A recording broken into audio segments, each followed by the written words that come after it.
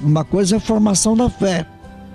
Do Natal até Corpus Christi é a formação da fé.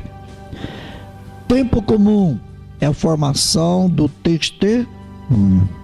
A Eucaristia é a festa da vida. Aí serve para Corpus Christi. Se vocês quiserem escrever lá no chão, Eucaristia, festa da vida e não da morte, né? A razão maior para celebrarmos em comunidade é a vitória de Jesus sobre a morte e a morte dele, e a vitória dele e a nossa vitória. Então a Eucaristia é a celebração da compaixão do Senhor. É a vitória de Jesus presente, a vitória, a epifania na diafania da história da igreja. É a celebração da missa. Então a sua presença numa comunidade, gente, é uma diafania, é uma manifestação, né, da vitória da ressurreição de Cristo. Então não confundir você e a missa porque seu tio morreu. Tem nada a ver com o defunto. Temos que evangelizarmos. Então aí que nessa diafania da história, né, a força nossa, por isso que o tema que eu coloquei lá, a comunidade, tá faltando um dele lá, né? A comunidade profética tem compaixão que dá vida. É o tema aí, né? A compaixão que dá vida. Então esse tema do profetismo da comunidade. Fixa bem esse texto aí. Nós vamos caminhar esse texto profetismo até o 30º domingo, né? O Senhor, Ele quer nos tomar em seus braços e ordenar-nos. Jovem, levante-se. Nós também queremos encher-nos de compaixão para bem celebrar a ceia do Senhor. Tomamos nos braços e carregamos o coração todos os que choram e necessitam de compaixão. A Eucaristia é a visita de Deus ao seu povo reunido e celebrando. A casa da viúva, presta atenção, viúva, lá no Jesus do Evangelho também vai ser uma viúva. É tempo de seca, é sinônimo de morte. A situação do povo, gente, representado pela mulher e seu filho, é extremamente grave. E para piorar, o menino morre. A gente vê uma enchente de Itajubá, enfim, catástrofe, né? Epidemia, câncer. Pois é, aguenta as pontas. Mas não vai culpar a Deus e nem, né, a teologia da retribuição, está escrito assim. A mãe já viúva encontra-se sem proteção. Na perspectiva de um judeu, veja bem, com a morte do filho único, masculino, quando morre o filho único de uma viúva, os juízes, né, abusavam dessa situação, né, gananciosos, pegavam a casa dela, ela perdia toda a propriedade. É a polêmica entre a religião da cananeia do deus Baal. Já era comum naquela época, antes de conhecer Javé, etc. Então, é nesse contexto que esse texto de Elias, né? A palavra Elias significa Javé é meu Deus. Elias, Javé é meu Deus. Então Javé é a única fonte de vida e de fertilidade. Então a vida vem de Deus. Então, agora, veja a mulher, né? O que representa esta mulher? Quando morre o filho, ela deixou bem claro, né, que ela não tinha fé em Deus Javé, né? Mas para Elias, sim. Para Elias, Deus era o encontro pessoal, Ele era o Senhor e fonte de vida. Mas ela que é viúva, agora perde o filho, exatamente, então ela significa o quê? Ela perdeu a esperança, é o sentimento da derrota, ela sente-se culpada. Elias, você veio na minha casa para lembrar que eu sou pecador, porque eu sou Naamã, gente, é pagã. Você vem recordar a mim que é meu pecado e leva à morte meu filho? Veja, gente, você culpar uma pessoa de um desastre, né, de um sofrimento, teologia da retribuição, né? Deus da vida, tem certeza que Deus não abandona. Então ele vai fazer súplicas. Lá no Evangelho, Jesus não reza nada. Simplesmente fala: ô moço, o defunto, levanta-te. Veja a diferença. A voz de Jesus e a voz do profeta. Javé é a única fonte da vida. Então não é o Deus Baal. Ela é de Sarepta, lá do pagã. Então já é uma crítica aqui, né? Não é o Deus de Baal que é o Deus da vida, é o Deus Javé. É Ele que vai dar o sopro.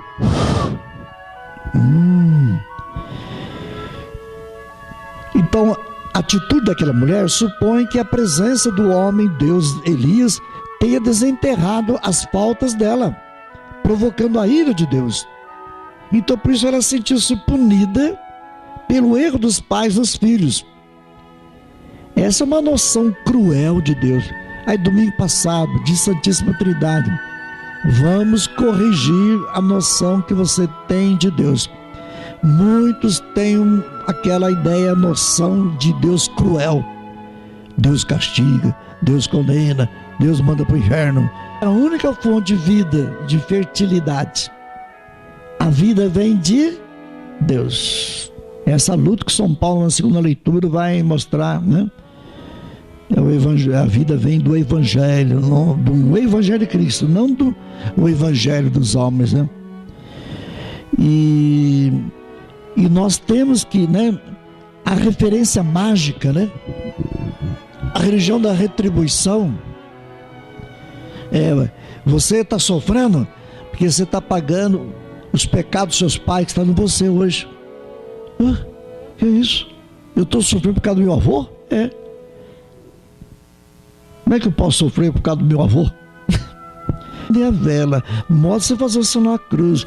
Achou que ajoelhou, achou que olhou para a hóstia, achou que pegou água benta. Ali você sente-se bem. Meu filho, tudo isso é ato mágico.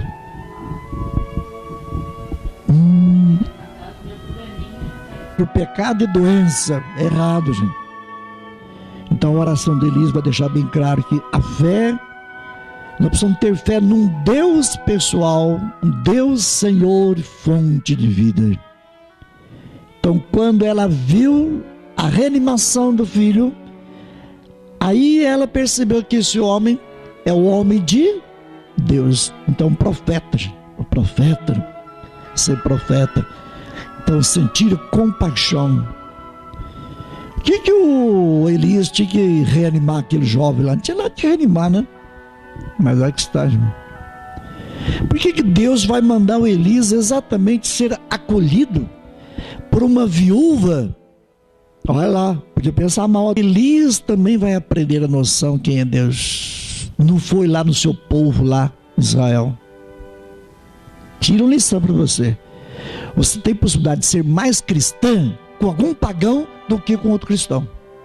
Bom, só que não é cristão, né? Católico com católico, meu filho, há muito paganismo aí dentro. É uma rezação, é paganismo, na linha da magia.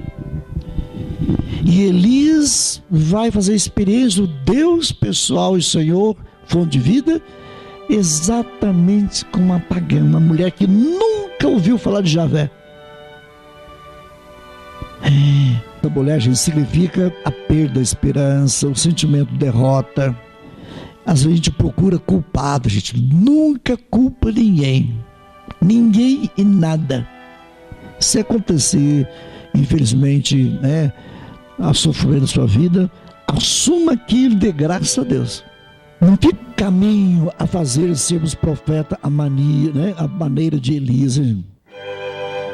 Agimos como se Deus fosse verdadeiramente o único Deus da vida e bondade. Gente, é Deus o único Deus da vida e bondade? Ou é o dinheiro que é o Deus da bondade? O texto lá número 5, né? Quando Jesus leu, né, lá, capítulo 4, né? O Espírito do Senhor está sobre mim. Lembra aquele dia que ele leu lá o Torá? O Espírito está sobre mim. É esse Espírito Santo que nós celebramos domingo atrasado, hein? Ele me consagrou com a unção para anunciar a boa nova aos pobres. Enviou-me para proclamar libertação aos presos, aos cativos a libertação, aos cegos a vista, proclamar o ano santo do Senhor. Bom, terra de gente empobrecida, Jesus vai realizar 14 dos 18 milagres que ele fez, né, dentro de Lucas, né? Então, um desses milagres está aí de hoje, né? A filha de Naim. Naim era uma aldeia insignificante da Galileia. Gente, a Galileia já era a Galileia do surdo, do mudo, aleijado, né? Dos pobres. É lá que Jesus foi começar o trabalho com os apóstolos. E Naim era menor ainda que Galileia. É insignificante. Então, os habitantes tinham um profundo senso de solidariedade. Gente, isso que é interessante. Quanto mais pobre alguém for, mais solidária ela é. Força própria, a força vem do alto. Ele simplesmente foi um canal da energia de Deus para a viúva de Sarepta. Agora Jesus diretamente fala: moço, levanta-te. Eu te ordeno, é uma ordem. Eu te ordeno, levanta-te. O morto sentou-se e começou a falar. Já pensou? Eu no meio de nós um grande profeta. Deus visitou o seu povo. Isso que é a ideia principal, gente. Deus visitou o seu povo. E a fama então espalhou por toda a Judéia, pelas regiões vizinhas. Spraxinizomai significa comover-se nas entranhas. Gente, quando a morte de um parente seu, de gente querida, você sentiu uma coisa estranha, né? Forte. Conferir, né, a esse termo, spraxinizomai, a 3 pessoas, a trindade compassiva. Lembra lá com o samaritano? Lembra daquela história do filho pródigo, né? O filho responsável. Gente, a compaixão aqui da vida, né? Então isso é significativo, tocar o morto. Naquela cultura contaminava, ficava impuro. O morto transmitia impureza. A compaixão quebra. Jesus quebrou esta magia. Quem toca no caixão ficava impuro. Jesus tocou e não ficou impuro. Jesus quebrou o tabu, né? As leis dos homens. Em vez, né, de ser contaminado pelo morto, é o defunto que acaba contaminado pela palavra da vida. Jovem, eu te ordeno, levante-se. E o resultado, ele começou a respirar e sentou no caixão. Perderam tudo, a mulher, né, que perderam tudo por causa da perda do filho. Então, gente, Jesus reanimou o garoto que morreu e reanimou